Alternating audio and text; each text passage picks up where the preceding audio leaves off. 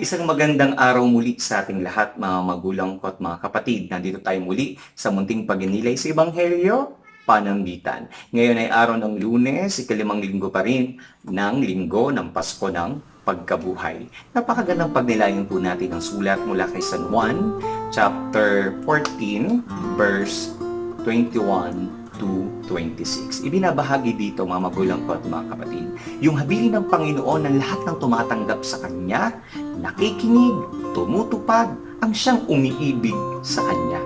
Oo, pagtanggap, ito yung pagtanggap na dapat nating higit na matutunan. Marunong ba tayong tumanggap? Marunong ba tayong tumanggap ng kamalian? Marunong ba tayong tumanggap ng ating kapintasan? Marunong ba tayong tumanggap ng ating mga pagkukulang?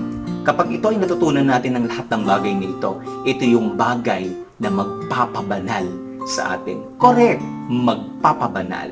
At ito yung bagay na magbubuhos din sa atin at maghuhugas para sa ating pagkatao, sa ating kaluluwa. Kung tayo ay marunong tumupad, walang pinagkaiba ito sa simbolo na alam natin yung magnet. Ang magnet, ang lahat ng bagay ay kumakapit dito. So, kung tayo ay tinuturing na napakahalaga ng nilikha ng Diyos sa mundo na ito, kagaya ng isang magnet, ayaw ng Diyos na tayo ay kumawala dito. Ayaw tayo ay ma-detach. Kaya ang nais na tayo ay maligtas. Iniiwas na tayo sa lahat ng kapahamakan. Kaya nga minsan, kung tayo ay dumadahan sa tinatawag na hilahil ng pagkakasala, isang malaking katanungan ito. Balikan natin, paano ba tayo nagsimula? Paano ba natin nasumpungan ng Diyos? Paano ba ang pakiramdam natin noong mga panahon na tayo ay nagsusuko at nagsusumamo sa Kanya? Sa paanong paraan ba natin siya nararamdaman? Sa paanong paraan ba natin siya pinasasalamatan? Sa paanong paraan ba natin siya tayo ay nagbabalik sukli ng higit sa lahat ng grasya na meron tayo? Tandaan, ang pagtupad at patnubay, ito yung nais ng Diyos ng paggabay niya sa atin. Bakit? Kasi ayaw niya na tayo ay mapahamak. Totoo, may patnubay ang Espiritu Santo, ang siyang ibinabahagi niya sa atin. Nandyan ang ating mga magulang na kung kailan ay kahapon pinagdiriwang ang Mother's Day. Ang mga magulang na ito, kahit na nagiging solo parent na, yung mga nanay nagiging tatay, di ba? Ang tatay nagiging nanay. Bakit? Kasi para masalba at matulungan yung kanilang mga anak. So, dapat marunong tayo mag-appreciate bilang isang anak. At bilang mga magulang, marunong din dapat tayo mag-appreciate sa ating mga anak. Bakit? Kasi ang nais ng Diyos, manahan sa atin yung pag-ibig. Manahan sa atin yung kanyang mga hadhikain, yung kanyang mga pangarap. Pangarap niya sa isang pamilya na tayong lahat ay nasa biyaya at pagpapala ng Panginoon. Kung may mga hindi man pagkakaunawaan, tandaan natin, balik tayo sa dati.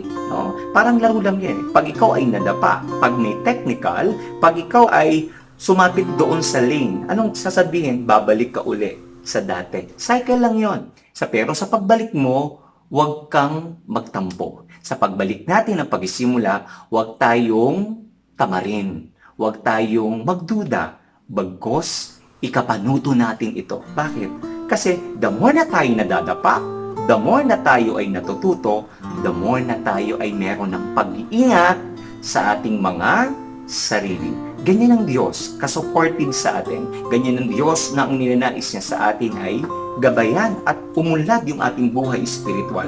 Tandaan, pag nasikatan ka ng araw, it's God bless you. Why?